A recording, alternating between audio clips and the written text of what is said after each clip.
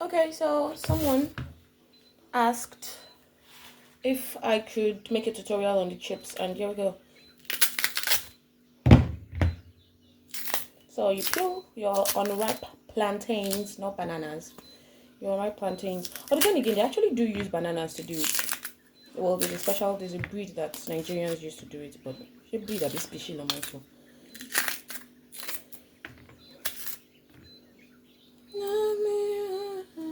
Don't love me wrong with Joe. The next is this. I don't think I can peel that the way I did that. So the method I showed yesterday.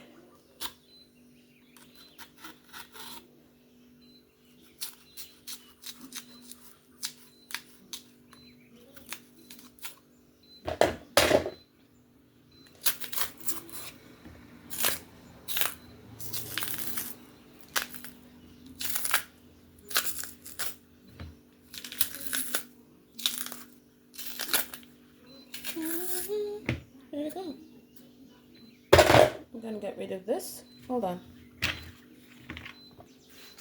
I'm back. So here we have it. So literally that's, well, the knife, all the knife is used for is to cut the plantains off of the big branch. I mean, what did they call it? And then also to like line the body.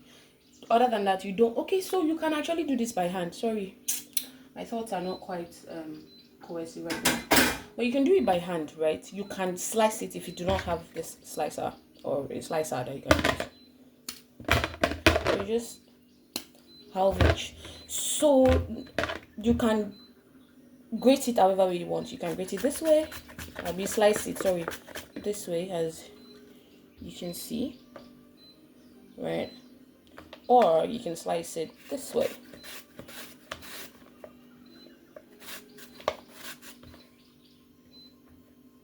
To give you longer pieces. And also, if you want like quite long piece, like, so typically I cut mine into 2, right? But you can cut it into 3, whatever pieces, or you can just do this. I find this faster, right? But for some weird reason, my mom, I make it mainly for my mom. My mom likes it like long, this way. So yeah, be careful when you are getting close to the blade, because the blade is quite sharp. And yeah, so in this situation, you just cut this off for easy grating. And you go. Like I said, be careful with when you get to this point. If you know you cannot be careful, just discard it or make plantain porridge out of it. Please, I feel like I'm going out of frame, right? I am. So yeah, coming. And this is it all shredded up. Oh wait, I missed one. Hold on. Okay, so this is it all shredded up. And I missed this one, but I'm going to leave it that way. Right? And so for the salting factor, to give it, well, you can actually fry like this. You don't need to salt it if you're not like a salt person, right? But typically, I am a salt person. I have a sweet tooth. So you can salt it 2 ways. You can salt it now before frying, right? With just like salt. You don't need that much, please. And something I do, yeah, is I taste it. Yeah. So I find this a lot more tasking, a lot more time consuming, because you need to like make sure like, oh, each of it is coated, right? Like, just like you need to go through it over a bit, over again, add some more salt, whatever. Or so like that is why it takes some time, right? The less tasking or time consuming one would be after you fry, is when you actually apply the salt. You sprinkle the salt on it, you like blah blah blah, then you mix again, then sprinkle a little bit, then blah blah blah. Right? I actually learned that from, what's the name? Food Network. Right? It's Food Network, right? Yeah.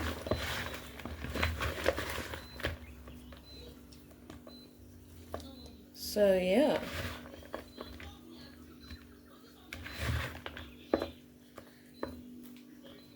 So that one doesn't really take that much time. So whichever one works for you is like what you should go with. I feel that one, the other one, because if you're just beginning, if it's your first time making it, would be a lot easier for you to control the salt than this. Okay. So the next thing is to heat our oil up. Hold on. So it's heated up now. Then when it's hot, you can apply. So no, you do not need a thermometer or whatever. Yeah, you can wait a bit more, but I'm kind of in a hurry. My mom is going to work.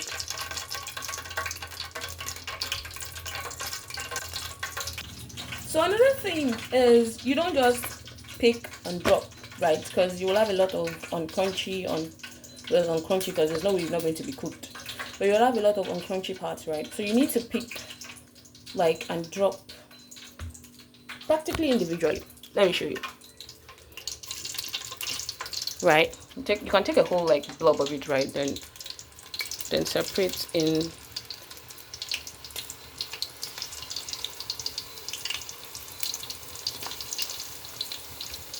Okay. Then in. So I can't really see what I'm doing because I'm using the camera. Actually, I can, but as my viewpoint.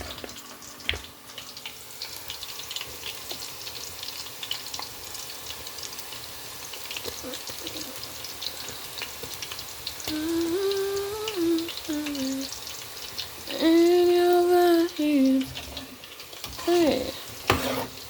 Right, to make space for the rest, I just simply do this.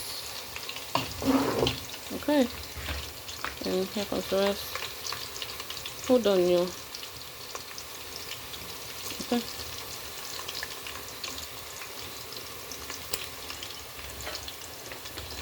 Love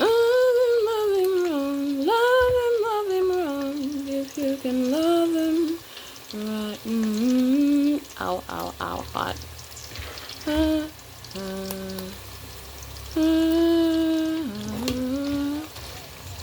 Okay, so that's all of it. There's still a bit left. Well, I like mixing a bit before I do it again to make space for the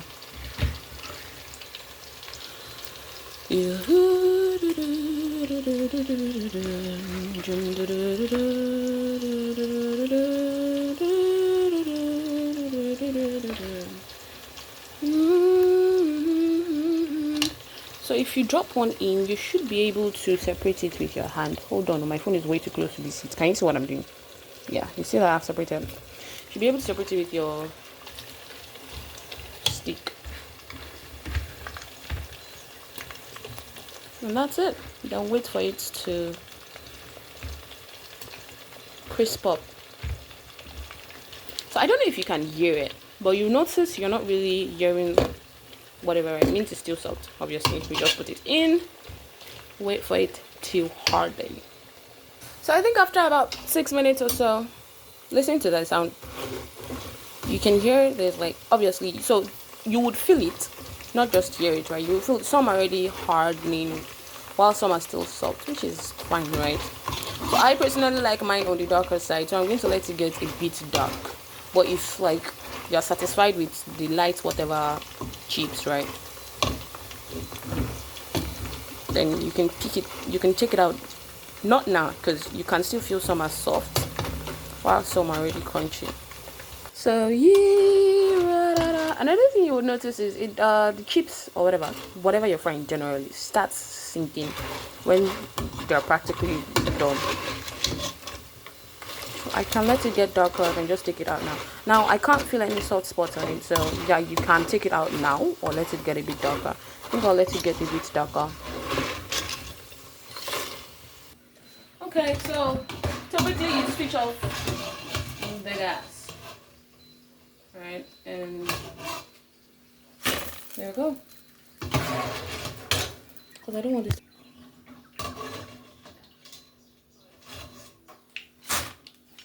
Listen to that crunch. So this is the second way. If you wanted to salt it, you could have just fried it without salting initially, then sprinkled some salt on it, and blah blah blah blah. Like I said, I went from Food Network. Then another one. So this is actually darker than what I usually like, if you notice from yesterday's clip. But yeah. Anywho, that's the tutorial complete. Like, subscribe, comment, and ask for more tips if you need it. Have a lovely day. Bye.